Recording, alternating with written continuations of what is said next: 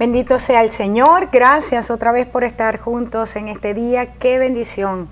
Estamos estudiando un tema sumamente interesante, estamos teniendo una serie sobre lo que es la restauración ministerial de la mujer, así es que muchas gracias por sintonizarme.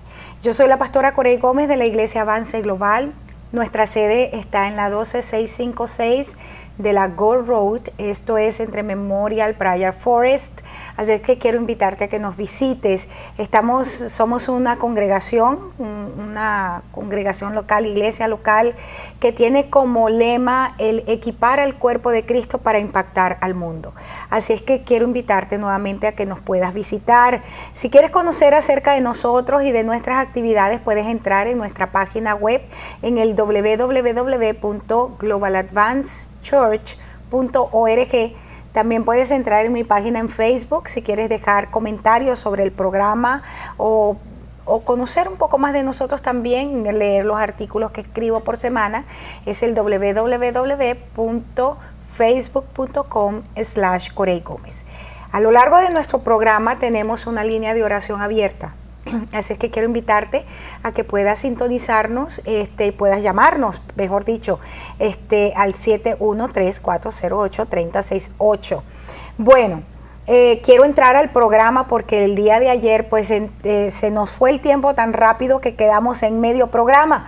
Así es que hoy está nuevamente conmigo la pastora Ogla. Gracias, Ogla. Ayer terminamos maratón. Sí, ayer terminamos así como wow, muy rápido. El tiempo se nos fue volando porque el tema, lo que estábamos tratando, muy interesante, sumamente interesante. Y quisiera que retomáramos este pasaje, Ogla, que hemos estado revisando, ya mi audiencia te conoce, pero en caso de que, pues, si alguien nos está sintonizando hoy por primera vez, Ogla es pastora en Venezuela, ha estado ya 28 años pastoreando, haciendo un trabajo con mujeres y de intercesión a nivel nacional, así es que de verdad tus aportes han sido excelentes durante este tiempo. Al menos abrir el marco de la discusión para salir de la ignorancia. Amén.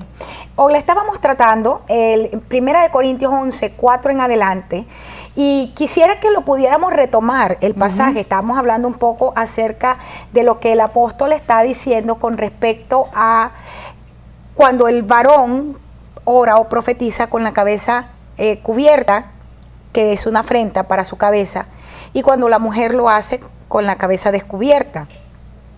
Y estábamos justamente en la discusión con respecto a lo que esto significa.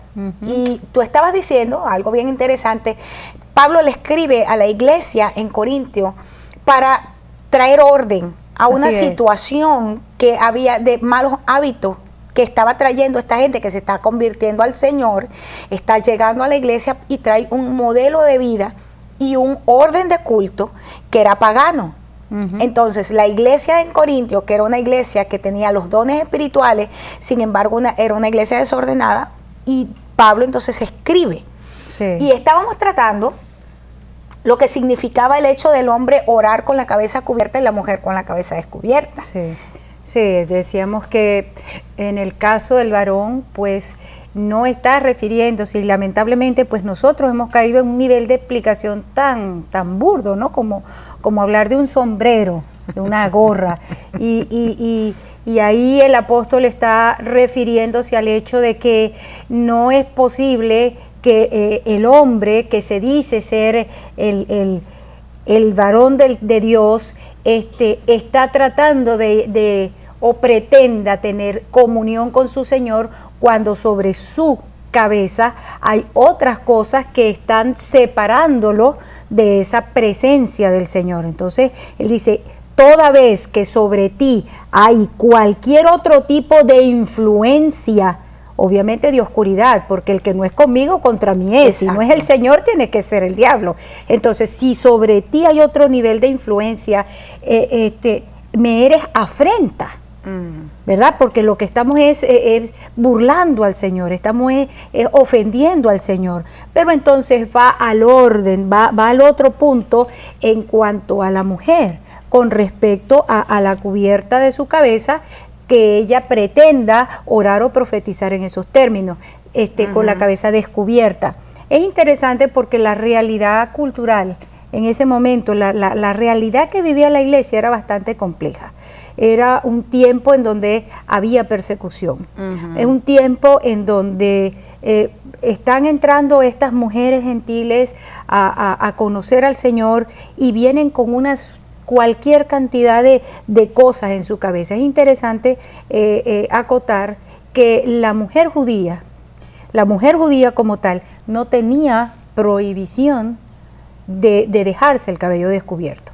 Todo lo contrario, la mujer judía podía llevar su cabello descubierto, solo que no lo llevaba suelto, ¿verdad? La que por razones religiosas tenía la obligación de hacerlo, porque ya se sabía que quienes hacían votos de entrega en los templos para el caso de Gomer, ¿verdad? Paganos. Eran los paganos. Entonces, en este caso, cuando las mujeres paganas entraban a conocer a la iglesia como cristianas, tienen una novedad. Ahora me puedo quitar el velo, ¿verdad? Y eso era como quizá sin el recato debido, y más que una cuestión de que tenían que taparse la cabeza, era una cuestión de que estaban exponiendo a la iglesia que estaba siendo perseguida, que estaba siendo matada, que estaba siendo, bueno, ya tú puedes saber lo que ocurrió con Nerón, que acusó a los cristianos de que en prácticas de orgías y cuestiones fueron los causantes del incendio de Roma. Y entonces, ¿qué hizo? Bueno, comenzó a perseguir cristianos y a convertirlos en las lumbreras que iluminaban el camino hacia su lugar, pues hacia su palacio. Entonces, esto era una cuestión de resguardo de la iglesia, y el apóstol pues sabiamente está estableciendo una orden que, mira, no funcionó para la iglesia de Éfeso, era para la iglesia de Corinto. Era una realidad, como decía yo, específica, bien concreta. Entonces, es lamentable que hoy día nosotros vivamos en una iglesia o en una época en donde la iglesia pretende medir el nivel de sumisión de una mujer por el uso de un velo. O por cómo tú te arreglas. Porque esto es muy serio. Sí, porque ¿no? Es como todo, ¿no? Ni el velo dice que una mujer está en sumisión, como tampoco el cabello corto dice que una mujer es adúltera. Exactamente. Y hemos caído verdaderamente en un análisis bastante muy falto de peso. Sí.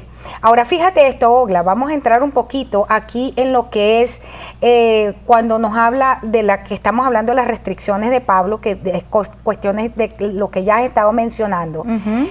Cuando aquí dice que la mujer tenía que aprender entonces en silencio, porque ya vemos definitivamente que lo que el pasaje está estableciendo no tiene que ver con que la mujer tenía que tener un velo, sino que aquí está hablando acerca de operar en el orden divino, el orden establecido, que ya lo habíamos estudiado en el libro de Corintios. Segunda bien, fíjate esto. Luego encontramos nosotros en Tesalonicenses, capítulo 3, segunda de Tesalonicenses 3, 11 y 12. Nosotros empezamos a encontrar, vamos a buscarlo allí, segunda de Tesalonicenses 3, vamos a irnos allí, 11 y 12, porque aquí encontramos un aspecto importante. Dice el apóstol, hablándole a la iglesia en Tesalónica: oímos que algunos de entre vosotros andan desordenadamente. Empieza por ahí, no trabajan en nada, se entremeten en lo ajeno. Porque Pablo sigue corrigiendo problemas. A tales mandamos y exhortamos por nuestro Señor, dice el apóstol, que trabajando sosegadamente coman su propio pan. Está hablando de un problema de flojera. Yo creo que esta carta necesita venir en este tiempo a la iglesia de Cristo, porque tenemos un poco de gente floja metido dentro de la iglesia en el nombre de Cristo, ¿no?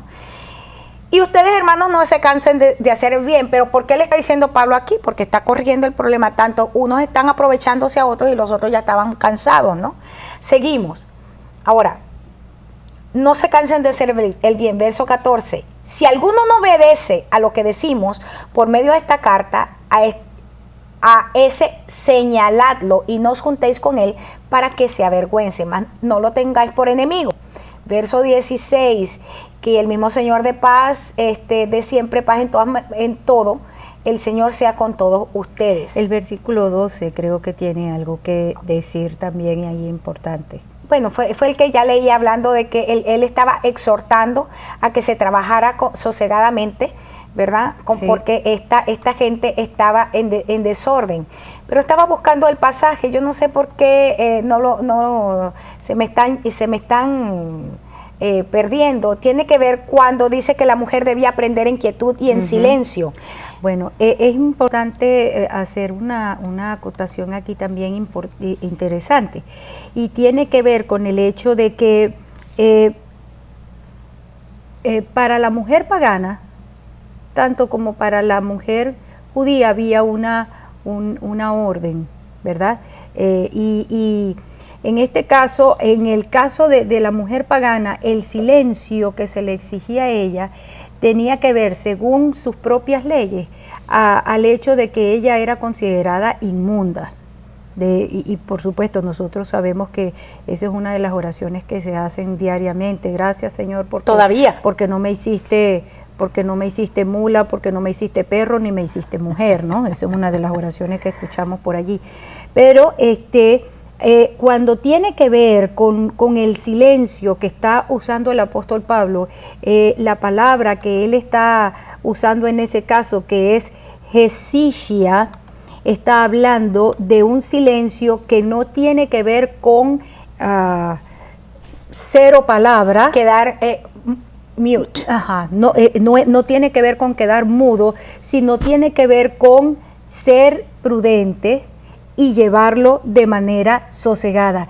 Y es interesante que la misma palabra que el apóstol usa para el caso de las mujeres, cuando dice no le permito a la mujer, o sea, porque quiero que la mujer haga silencio, o sea, sosegada, está usándolo también para aquellos siervos que están trabajando en la obra, a quienes él está diciendo, mire, hagan la obra y hagan el trabajo sosegadamente, con denuedo, con deseos de trabajar, o sea, estamos viendo que el hermano Pablo está haciendo algo bien interesante aquí, porque no le está quitando a la mujer su capacidad para expresar algo, pero volvemos a lo mismo, y creo que ha sido el corazón de este punto, era traer orden.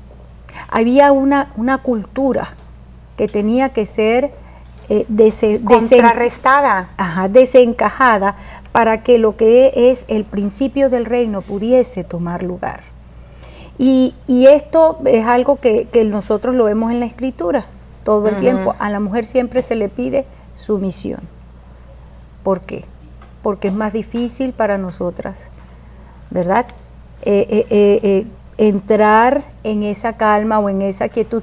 O sea, podemos ver las cosas. Eso no quiere decir que yo no tengo la oportunidad de expresarlo, de decirlo, de hacer lo que tenga que hacer, pero aquí él se está refiriendo a que yo rompa un orden, y primeramente un orden en mi casa. Fíjate que cuando él está empezando a tocar estos temas, está hablando a una mujer que estaba acostumbrada a ser la que llevaba el mando en la enseñanza, pero ahora ella está necesitando aprender una enseñanza. ¿Qué era lo que se decía?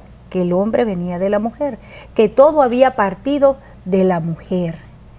Ahora ella necesitaba cambiar el paradigma. Y esto le iba a tomar su espacio para aprender en quietud, para aprender sosegadamente, para ver el cambio de las cosas y comenzar entonces con ese nuevo patrón. Era importante que este orden llegase a la iglesia de Jesucristo, de lo contrario, la iglesia iba a tener severos problemas.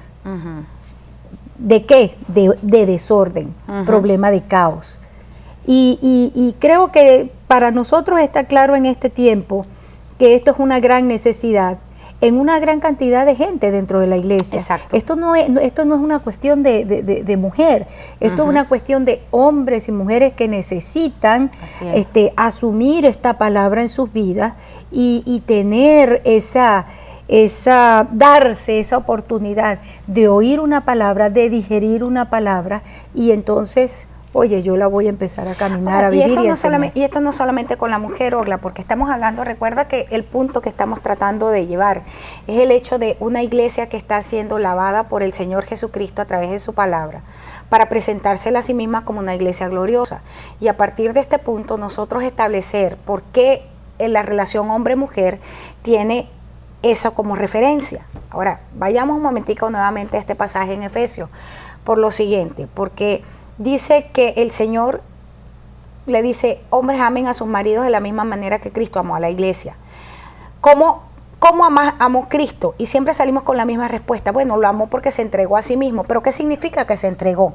O sea, ¿cuál fue la implicación de esa entrega? En primer lugar, significó o implicó el hecho de desvestirse, quitarse su manto de autoridad y de Dios y bajarse a una condición de hombre y llegar a muchísimo más allá y convertirse en maldición, para que vamos a verla como ese organismo vivo llamado iglesia, a quien él amaba, pudiese convertirse en santa y pudiese convertirse en digna. Entonces, cuando vamos a trasladar eso a la relación esposo-esposa, ¿cómo amas a tu esposa? ¿Cómo te la vas a presentar a ti misma como esa mujer de la cual tú no tengas nada que avergonzarte? ¿Podrás bajarte tú de tu condición de macho, de tu condición donde tú consideras aún culturalmente estás, para entonces tú entregarte de tal forma que tu esposa pueda alcanzar un nivel de excelencia? Ahí tenemos un parámetro. Eso es una cosa bien fuerte. Por supuesto. Porque fíjate que ahí antiguamente y hoy muchísima gente es la que todavía camina bajo ese paradigma en donde las mujeres debían ser ignorantes, y nosotros vemos eso todavía muchísimo, pero hay quienes consideraban que la ignorancia en la mujer era casi que una virtud. De hecho, Ogla, en nuestra sociedad prehispánica, donde todavía estábamos, antes de entrar a los procesos independentistas, la mujer que sabía leer y escribir era considerada una bruja o una ramera. O sea, una mujer para su casa no leía ni podía leer ni escribir, porque es que eso no le era permitido, porque más bien la hacía lucir mal. Ahora piensa por un momento lo que representa para estas mujeres, para esta sociedad de mujeres que ha sido ultrajada por tantísimo tiempo, de repente encontrarse con esta apertura. Era un río fuera de control, ¿verdad? Eso, entonces había que traer un orden, pero hiciste una pregunta importante, y es ¿cómo podemos nosotros llevar a la familia esto que Cristo hizo por la iglesia? Yo le pondría una palabra y se llama inversión. Amén. No podemos seguir nosotros manejándonos con ese pensamiento que hay en el mundo, donde nosotros somos 50 y 50.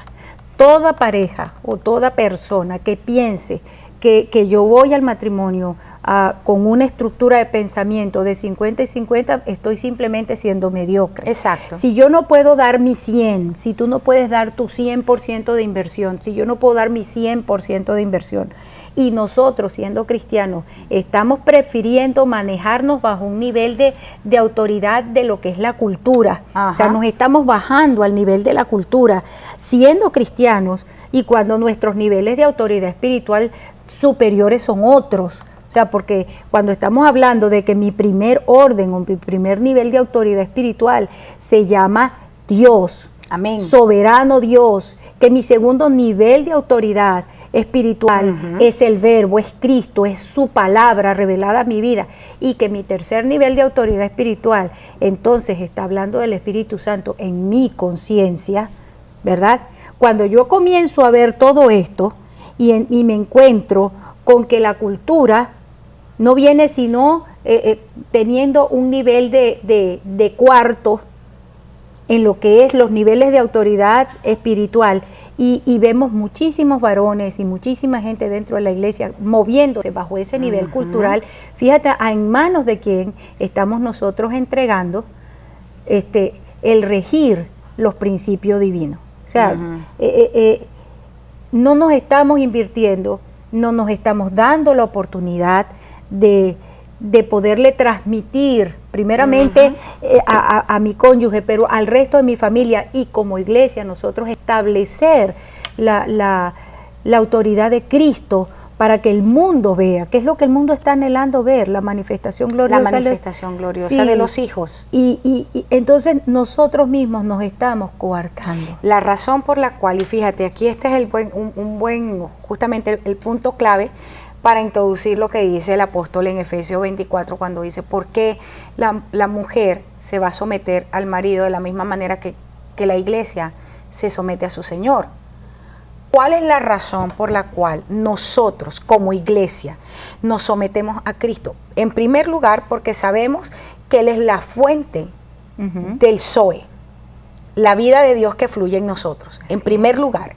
En segundo lugar, porque en Él tenemos propósito y en Él tenemos destino. Y en tercer lugar, porque toda la autoridad y todo el poder que nos ha sido entregado, con lo cual hemos sido investidos, viene de Él. Fíjate esto. Dice, mujeres, sujétense o sométanse a sus esposos, como la iglesia se sujeta a Cristo.